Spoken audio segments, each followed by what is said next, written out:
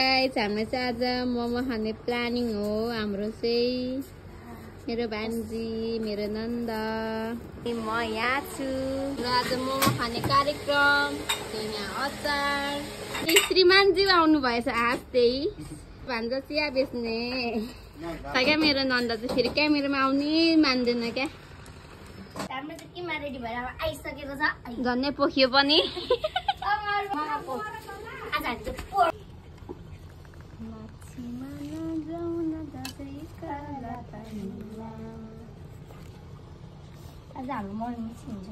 Guys अब यहाँदेखि चाहिँ म भ्लग स्टार्ट गर्छु। अघि चाहिँ मेरो बुढीले भ्लग गर्दैछ, बुढी र भान्जीले भ्लग गर्दैछ। अब चाहिँ म यहाँबाट भ्लग सुरु गर्छु।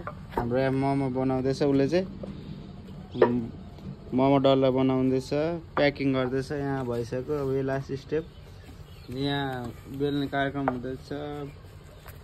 गुनासो अरे डल्ला सानो भयो क्या, यत्रो बनाउ न। मोमो इत्रु इत्रु भयो खाँदा कपा यत्रो फुलेस् न म। यहाँ डल्ला चाहिँ सानो भनेर गाली खाइसक्यो। अब डल्ला ठुलो बनाउँदैछ हामी। डल्ला सानो सानो भयो अरे, डल्ला ठुलो ठुलो बनाउनु लागेको। त्यस्तै बनाइन्छ, जस्तो भने त्यस्तै।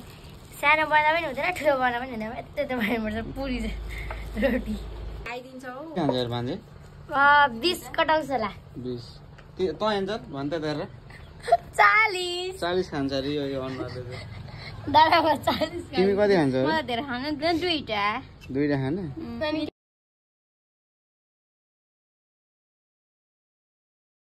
फाइनली हामीले मोमो बनाइसक्यौँ, हेरिदिनु होला। अब खाने कार्यक्रम। अब सबै थोक बनाइसकेर रेडी भइसक्यो। सबै बनाइसकेर रेडी भइसक्यो। अब पकाएर खानु मात्रै बाँकी छ हाम्रो। मोमो चाहिँ भरे अब खाएको हेर्नु होला, पाक्दैछ। हाम्रो गेस्टहरू पनि मोमो खानुलाई आइसक्नु भयो पैसा लिएर। कति पैसा लिएर आउनु भइसक्यो?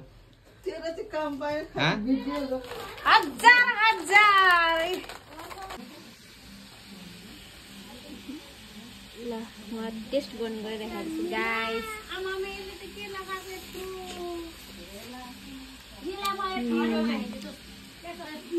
मिठो भएछ गाइस। धेरै पछि मोमो खाएको मैले चाहिँ। यम्मी।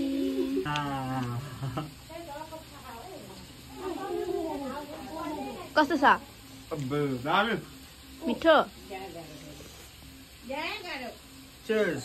खाना आउनु होला। यो चाहिँ अघि बनाएको मोमो हो, पकाइयो बनायो अब खाइदिन्छ। ल हेरेर इन्जोय गर्नु होला हाम्रो भिडियो। मिठो मिठो भयो।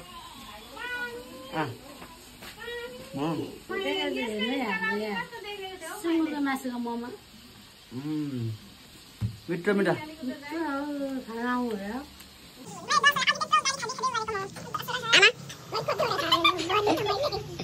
आमा चाहिँ खाँदै हुन्छ।